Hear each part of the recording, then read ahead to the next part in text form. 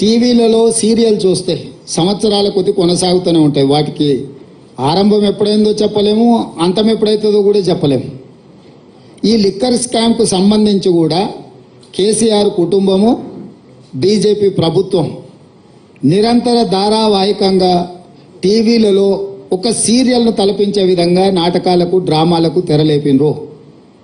ఇన్ని సంవత్సరాల నుంచి కొనసాగుతున్న ఈ డ్రామా నిన్న అరెస్టు డ్రామాతో పతాక స్థాయికి వచ్చింది. అసలు ఇన్ని రోజుల నుంచి ఇంతమందిని అరెస్టు చేసి ఇప్పటి వరకు అరెస్టు చేయకపోవడము, రెండవది ఈరోజు ఎన్నికల నోటిఫికేషన్ వస్తుందనంటే ఒక రోజు ముందు అరెస్టు డ్రామాకు తెరలేపడము దేనికి సంకేతం ఇది? అంటే అవినీతి మీద చర్యలు తీసుకున్నామని ఛాంపియన్షిప్ వాళ్ళు తీసుకోవాలని, సానుభూతుల కోటాలో వీళ్ళు ప్రజల సానుభూతి బొమ్మాలి, మమ్మల్ని ఇబ్బంది పెడుతుండ్రు, మమ్మల్ని జైలు పాలు చేస్తున్నారని చెప్పుకోవాలి వీళ్ళు అని ఇద్దరు కలిసి ఒక వ్యూహాత్మక రాజకీయ ఎత్తుగడతో వస్తుండ్రు. ఈరోజు ఇన్ని రోజులు, ఇన్ని నెలలు, దాదాపుగా 2022లో మొదలైన ఈ డ్రామా 2024 మార్చ్ ఎన్నికల నోటిఫికేషన్కు ఒక రోజు ముందు అరెస్టుతో పరాకాష్ఠకు తీసుకెళ్ళిండ్రు అని అంటే ఈ డ్రామాను తెలంగాణ ప్రజలు గమనిస్తలేరని వీళ్ళు అనుకుంటున్నారా? రెండవది, కల్వకుంట్ల కవిత గారు, కల్వకుంట్ల చంద్రశేఖరరావు గారు కూతురింటికి పోలీసులు దాడి చేసి ఢిల్లీ నుంచి ఈడీ అధికారులు వచ్చి అరెస్ట్ చేసి తీసుకెళ్తుంటే బాధ్యత కలిగిన తండ్రిగా చంద్రశేఖరరావు గారు అక్కడికి రాలేదు అంటే దీన్ని ఎట్లా అర్థం చేసుకోవాలి?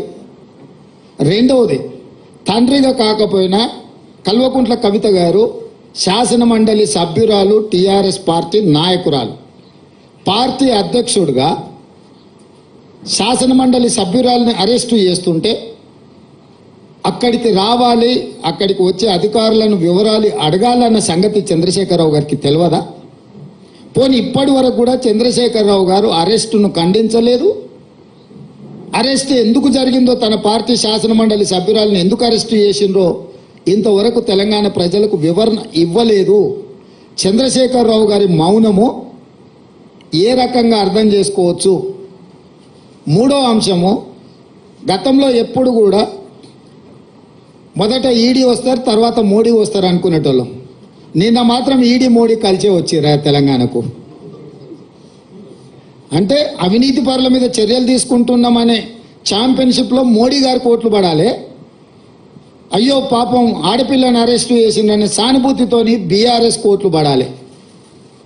సర్వేలని 12 సీట్లు కాంగ్రెస్ గెలుస్తుంది అని కోడే కూస్తుంటే రాజకీయంగా కాంగ్రెస్ పార్టీని దెబ్బతీయడానికి ఈ రకమైన ఒక చీప్ పొలిటికల్ టాక్టిక్స్ ప్లే చేస్తున్నారు.